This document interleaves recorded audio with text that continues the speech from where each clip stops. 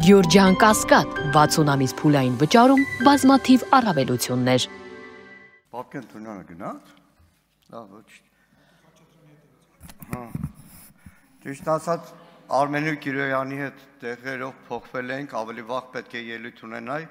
բայց առավոտյան իմ հարազատ Քանաքեռում Սուրբ Աստվածածին եկեղեցում ներկա էի Հայաստանի Հանրապետության զինված ուժերի հոգևոր առաջնորդության կազմավորման 28-ամյակին նվիրված։ Կամ մի հատ կարևոր բան, առավոտվանից գիշերը պարտանում եք, այդ տեսեք ամրոցներ ենք սարքում, ամրոցներ, լավ, Գեղարքունիքում այդ ամրոցը 6 տարի առաջ կարիք չկար, չէ սարքելու, դրա համար չէր սարքվում էդի։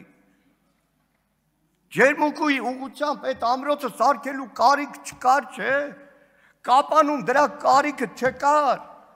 Ես ձեզ տասնյակներով ադրբեջանական նույնիսկ ֆիլմեր կարող եմ ցուցադրել։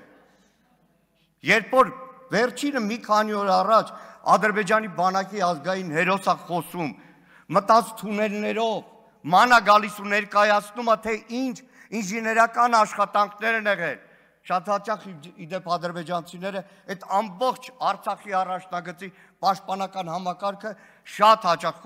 կոչում են Օհանյանի պաշտպանական գիծ։ Հիմա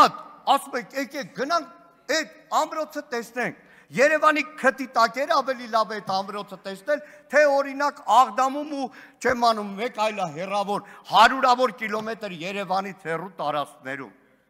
Կգանք, կտեսնենք էլ բնականաբար։ Ամենաշատը, որ խոսվում է, ատեստացիա, աշխատավարձը բարձրացնել։ Նիկոլ Փաշինյանը վերջերս ստատիստիկա է։ Իդեպ ուզում եմ հիշեցնեմ Նիկոլ Փաշինյանին, որի բերած ստատիստիկաները մեկ-մեկ այնքան վատ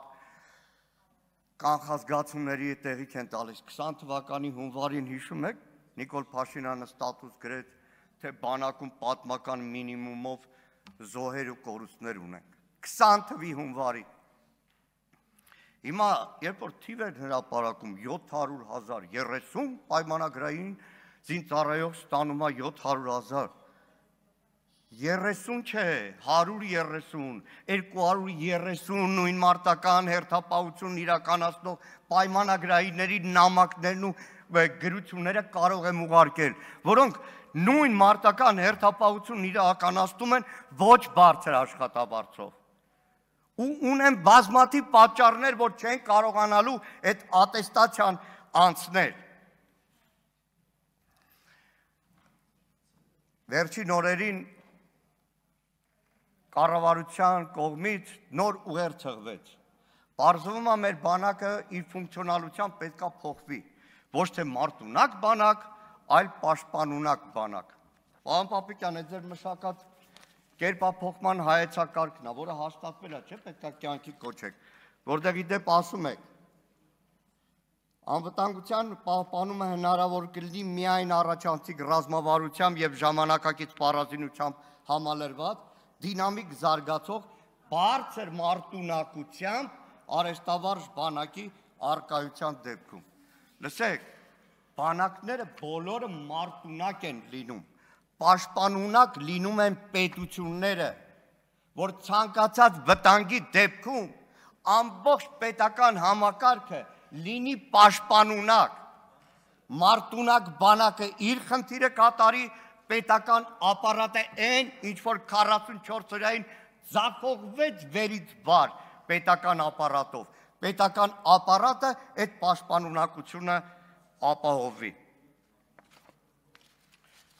Եվ վերջում, դիմում է զինվորականներին, նայեք, անկարգապահության կոչ չեմ անում, բայց ցավոք սրտի անցնող մի քանի տարիները ցույց տվեց, որ հերթով բոլորի փուրն են տալու։